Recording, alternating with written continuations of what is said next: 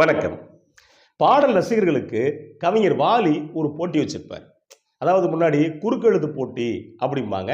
ஆனால் வாலி வச்ச போட்டி என்ன அப்படின்னா, முடிஞ்சா கண்டுபிடி அப்படிங்கிற போட்டி. இதை இன்னொரு வகையிலையும் சொல்லலாம். என்ன அப்படின்னா, இந்த கேள்வி பதிலில் கோடிட்ட இடத்தை நிரப்புக அப்படின்னு போட்டிருப்பாங்க. இந்த கோடிட்ட இடத்தை நிரப்புக அப்படிங்கிற ஒரு விஷயத்த வாலி பாட்டில் வச்சிருப்பாரு. அது ஒரு வித்தியாசமான இந்த ஒரு பாட்டு மட்டும்தான் தமிழ் சினிமாவில் இருக்குது. அப்படி என்ன பாட்டு அப்படிங்கிறத பற்றி தான் பார்க்க போகிறோம்.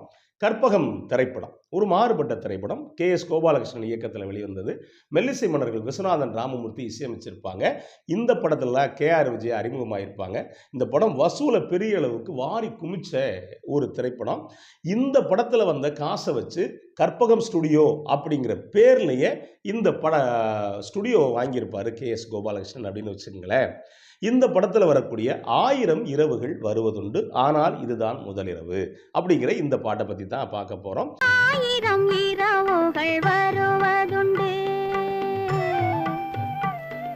இந்த படத்தில் ஆண் பாடகர் யாருமே பாடியிருக்க மாட்டாங்க. எல்லா பாடல்களையும் பி. சுசீலா மட்டும்தான் பாடியிருப்பாங்க. பெண்ணுக்கு முன்னுரிமை கொடுத்து எடுக்கப்பட்ட திரைப்படம் அப்படின்னு வச்சுக்கோங்களேன். இப்போ இந்த பாட்டுக்குள்ள பல விஷயங்கள் இருக்கு. பொதுவாக இது எந்த வகையான பாட்டு அப்படின்னா, ஒரு முதலிரவு பாட்டு. முதலிரவு பாட்டை ஒரு பெண் மட்டும் எப்படி பாடுறா அப்படின்னு நீங்கள் கேட்கலாம். முதலிரவு பாட்டு அப்படின்னாலே எழுதுறது கவிஞர்களுக்கு ஒரு பெரிய சவால். ஏன் அப்படின்னா, கத்தி மேலே நடக்கிறது மாதிரி கொஞ்சம் அசந்தா அது விரசமாகி போயிடும். அதே நேரத்தில் இசையமைக்கிறது ஒரு சவால் அப்படின்னா, அதை காட்சிப்படுத்துறது அதை விட சவால். ஆனால் அந்த காலகட்டத்தில் அப்படி எந்தவித விரசமும் இல்லாமல் படங்கள் பண்ணாங்க. அதுலேயும் கே.எஸ். கோபாலகிருஷ்ணன் அப்படின்னா குடும்ப படங்கள் சிறப்பாக பண்ணக்கூடியவர். ஆனால் இந்த பாட்டு முதலிரவு பாட்டு தான். ஆனால் என்ன மாதிரி பாட்டு அப்படின்னா, கல்யாணம் ஆகி அந்த மணப்பெண் உள்ளுக்குள்ளே போக போகிறா முதலிரவு வரைக்குள்ள. அவளுக்கு அவளுடைய தோழி சொல்கிறது மாதிரியான பாட்டு. இதுக்குள்ள யார் ஜெயிக்கிறாங்கங்கிற ஒரு கேள்வி இருக்குது. வாலி என்ன பண்ணுவார்னா, ஒரு சொல்ல விட்டுட்டே பாட்டை பண்ணுவார். நம்ம புரிஞ்சுக்க முடியும். அதுக்கு அந்த சொல்ல கிட்டு நிரப்புறதுக்கு மெல்லிசை மன்னர்கள் ஒரு வேலை பார்த்துருப்பாங்க. அதே மாதிரி காட்சியில் இன்னொரு வேலையை பார்த்துருப்பாரு கே.எஸ். கோபாலகிருஷ்ணன். இந்த பாட்டு ஆரம்பத்தில் ஒரு 1000 இரவுகள் வருவதுண்டு, ஆனால் இதுதான் முதலிரவு. 1000 உறவுகள் வருவதுண்டு, ஆனால் இதுதான் முதல் உறவு. எத்தனை உறவுகள் வேணாலும் வரலாம். அம்மா, அப்பா, சொந்த பந்தம், பாசம் எல்லாரும் இருக்கலாம். ஆனால் உறவே இல்லாமல் ஆனால் கெட்டியான உறவு எது அப்படின்னா கணவன் மனைவி உறவு. இதை ரொம்ப அழகாக பண்ணியிருப்பாரு. இப்போ அடுத்த 2 சரணத்தில் தான் கோடிட்ட இடத்தை நிரப்புக அப்படிங்கிற இடத்துக்கு ரொம்ப அழகாக வரிகள் போட்டிருப்பாரு. வயதில் வருவது ஏக்கம், அது வந்தால் வராது. அதுக்கடுத்து என்ன வரி? கரெக்டாக நீங்கள் எதுகை மோனையை புரிஞ்சுக்க முடியும். வயதில் வருவது ஏக்கம், அது வந்தால் வராது. வயதில் வருவது ஏக்கம், அது வந்தால் வராது. கடைசி வரைக்கும் சொல்லவே மாட்டார். ரசிகர்கள் என்ன நினைப்பாங்க? தூக்கம் அப்படின்னு நினைப்பாங்க. இந்த தூக்கத்துக்கு ஒரு காட்சியை ஒரு பக்கம் கே.எஸ். கோபாலகிருஷ்ணன் பண்ணியிருப்பார். அதுக்கு அடுத்து வந்ததம்மா மலர் கட்டில். சரி, கட்டிலுக்கு அடுத்து என்ன? இனி வீட்டில் ஆடும் அப்படின்ட்டு என்ன சொல்லியிருப்பாரு? அது கேப் விட்டுருப்பாரு. இனி வீட்டினில் ஆடிடும்.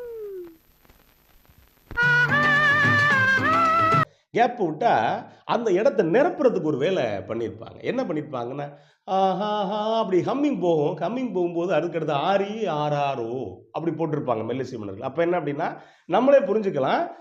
கட்டில் அதுக்கடுத்து தொட்டில் அப்படின்னு. வருவார் வருவார் பக்கம், அவ வந்தா உனக்கு என்ன வருமே வருமே. பக்கத்துக்கு அடுத்த சொல் என்ன?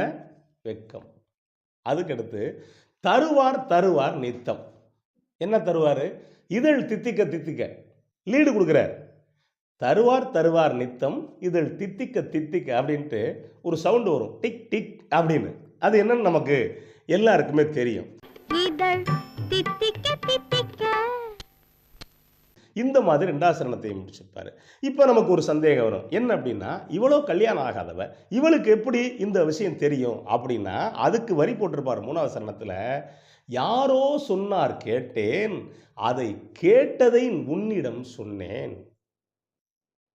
அப்படின்னு இருப்பாரு. அடுத்த வரி போட்டிருப்பாரு, இது நான் சொன்னது பாதி, நீ அங்க போய் அனுபவிச்சு தெரிஞ்சுக்கிறது மீதி அப்படின்னு சொல்லிட்டு ரொம்ப அழகா போட்டிருப்பாரு. நீங்க இந்த பாட்ட கேட்டு பாருங்களேன். எப்ப கேட்டாலும் ஒரு சின்ன விரசம் கூட இல்லாம, அதே நேரத்துல ரசிகர்களுக்கு போட்டி வைக்கிறது மாரி, கோடிட்ட இடத்தை நிரப்புக அப்படிங்கிற மாரி பண்ணியிருப்பாரு. இந்த பாட்ட கேட்டு பாருங்க. நன்றி. வணக்கம்.